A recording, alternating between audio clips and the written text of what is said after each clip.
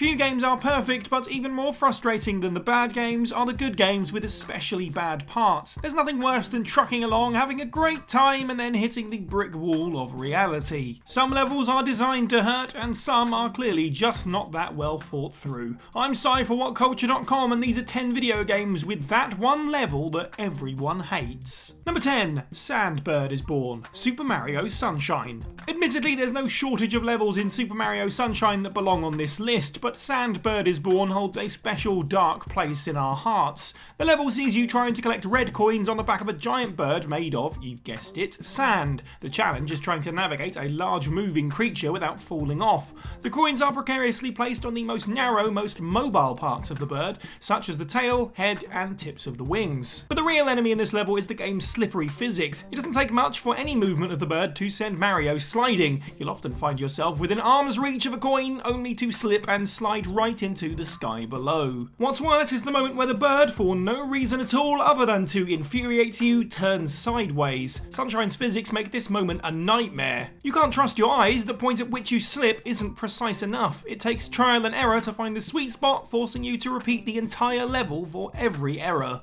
Number 9. The Dam, Teenage Mutant Ninja Turtles. The original Teenage Mutant Ninja Turtles game for the NES is weird. For one, it seems to have been made by people who don't know what TMNT is, what with such iconic featured characters as On Fire Guy and Hopping Pair of Legs. It's also overall ridiculously hard, but no other level comes close to the teeth-grinding nonsense that is The Dam. The level sees you navigating an underwater passage, disarming bombs along the way. The problem is that everything you do requires a surgical level of precision. For one, there's a time limit of little over 2 minutes, which is barely enough time to complete the level even if you do everything right. Electric gates turn on and off, but don't stay off for long. If you don't time your way through it the exact moment they turn off, you will get hit. Then there's that damn tunnel full of electric seaweed. If you so much as brush up against 1 pixel of the stuff, you'll take damage. Your control through this extremely narrow passage must be perfect, which is slightly difficult seeing as you're underwater. Oh, the childhood trauma that this level caused. Number 8. Down the Tubes, Earthworm Jim. Released in 1994 for the Sega Mega Drive and Super Nintendo, Earthworm Jim couldn't have come out at a better time. 2D platformers had ruled the console space for years and were ripe for a good parody. Add in graphics that look like they came straight out of a Saturday morning cartoon and some gross-out humour, and you've got a perfect game for the Ren and Stimpy generation. Too bad that the level Down the Tubes ruins everything. Like the Dam level from Ninja Turtles, you are once again navigating a narrow, precarious underwater cave system under a strict time limit. Unlike the Dam level, there are no real obstacles in your way. Broken up by platforming sections, your only goal is to make it from one end of the winding tunnel to another. So where does it all go wrong? Well, I'll tell you where. Someone swapped out this submarine for a damn pinball. If you hit a wall, it damages the vessel, and worse, it bounces you back like crazy, often into another wall. Before you know it, you're panicking, bouncing between walls, racing against a ticking clock, and ripping your own hair out. On the podium of terrible water levels, which has a lot of competition fighting for it, Down the Tubes is definitely up there.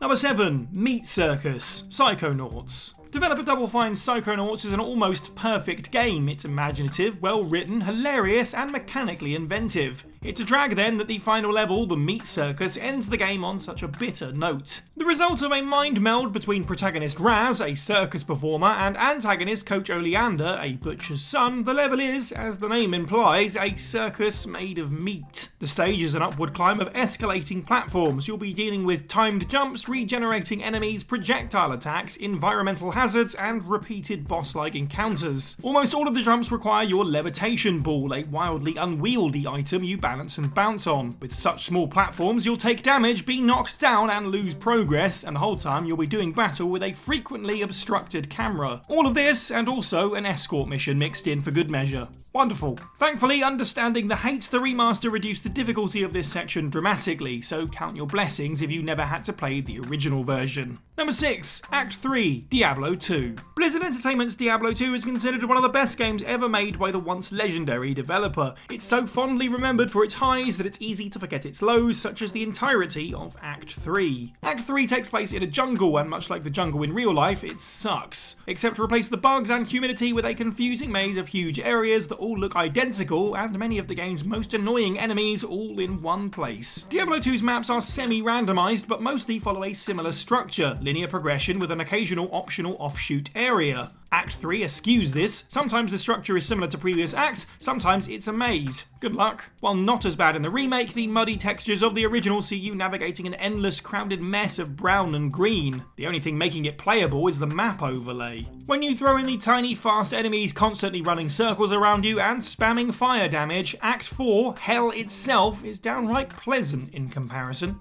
Number 5. Hotel Basement, The Last of Us. There isn't a person on Earth who would accuse Naughty Dog's The Last of Us of being a casual, easygoing way to pass the time. But in a game full of stressful levels, none of them hold a candle to the hotel basement. And you're going to need that candle because the first thing that makes the basement so traumatizing is its complete pitch darkness. For a long time, there isn't a single enemy, but in your heart of hearts, you know that can't be true. Worse, you're waist deep in water with no clear exit, so forget any potential getaway plans. Once you find the generator, it doesn't take a genius to guess the noise from starting it would attract every mushroom zombie in the area. First you hear their screeches, and then you're swarmed by sneaky stalkers and one big deadly bloater. A bloater is slow, but that's why the weaker stalkers are there to harass you. While you search in the dark for a way out, that bloater is getting closer and closer. Many players dread this level even on repeated playthroughs, especially if you challenge yourself on harder difficulties. Even when you have a tested strategy, it's still hard not to panic. Number 4. SIREN, BIOSHOCK Infinite. BIOSHOCK Infinite dares to answer the question, what if you took the worst boss battle ever and the worst level ever and brought them together at last? Okay, technically the SIREN constitutes a couple of different levels, but that's a largely technical distinction. Because you'll be doing the same in both, following and fighting the SIREN 4 freaking times. Originally the AD Comstock, late wife of antagonist Zachary Hale Comstock, the SIREN is full of jealous fury towards her husband and his daughter, co-protagonist Elizabeth. She expresses her rage in a multitude of ways. A high-pitched scream that causes enormous damage and sends you flying back uncontrollably, resurrecting dead minions to distract you,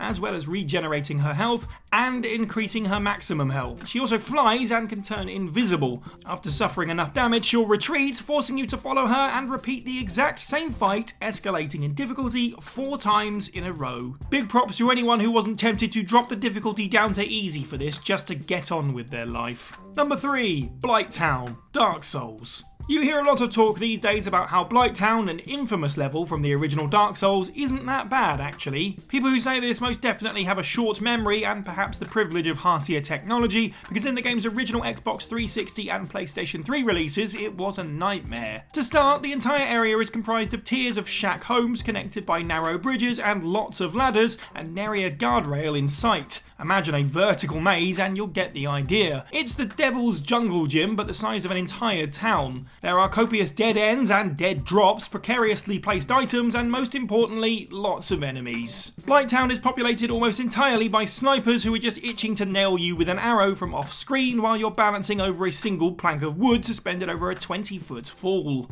And that's while you're dealing with giant mosquitoes. And back on release, the entire time you were also battling a sporadic frame rate that would drop to borderline unplayable levels. So lest we not forget, BLIGHTTOWN is a town of bad memories. Number 2. Can't Wait to Be King, The Lion King. Disney made a lot of great games in the 90s, but the Lion King game stands out for having one of the hardest levels ever, and it's only the second one in the game. Through the level, you guide Simba as he jumps along giraffe heads, swings from hippo tails, gets thrown by monkeys, and rides a hyperactive ostrich. The game's smooth animation, very impressive for its time, works against you, as it's hard to tell when moving objects begin and end. Ironically, back then, worse graphics often made a game more playable by making objects more distinct. Then there are the monkeys who toss Simba between each other over a fall until he reaches the other side. Each encounter with them is a puzzle where you need to change the way some of them face, and by extension the direction they throw you. These puzzles can only be solved through trial and error, but especially error. Lots and lots of error. When you factor in the many instant fail states from falling, the 16-bit rendition of the song of the same name that plays over the level will become the soundtrack to your nightmares. Number 1. Wrong Side of the Tracks, Grand Theft Auto San Andreas.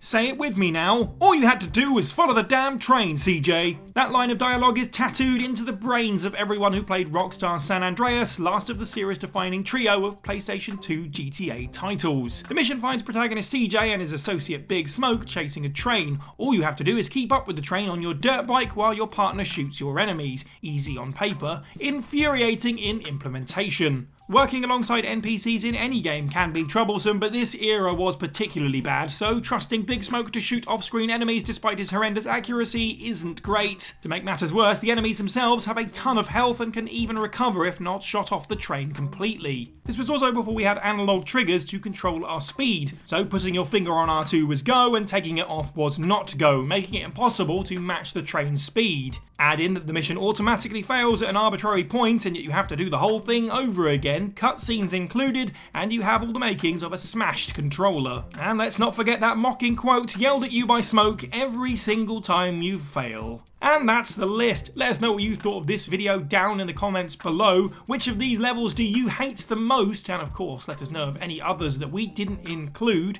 Make sure you head over to WhatCulture.com for more lists like this one. And whilst you're here, like the video, share it with your friends, subscribe and hit that notification bell. I've been Cy for WhatCulture, and have a good week.